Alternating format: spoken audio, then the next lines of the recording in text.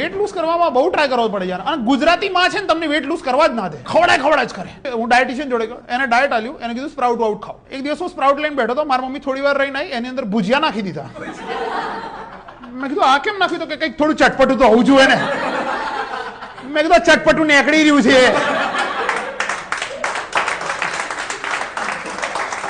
ચારે સાઈડ થી ચટપટું જ નીકળે છે, કઈ છે નહીં બીજું. અરે યાર પેલી એને ડોક્ટરે શું કીધું ખબર છે? તમારે છે ને બોઇલ્ડ વસ્તુ ખાવાની, બોઇલ્ડ બ્રોકોલી એ બધું ખાવાનું. તો મેં મમ્મીને કીધું, મેં કીધું બ્રોકોલી કાલે બાફો. બીજા દિવસે બ્રોકોલી બાફી, થોડી વાર રહીને હું પહોંચ્યો ખાવા માટે, બ્રોકોલીના ભજીયા બનાવી નાખેલા.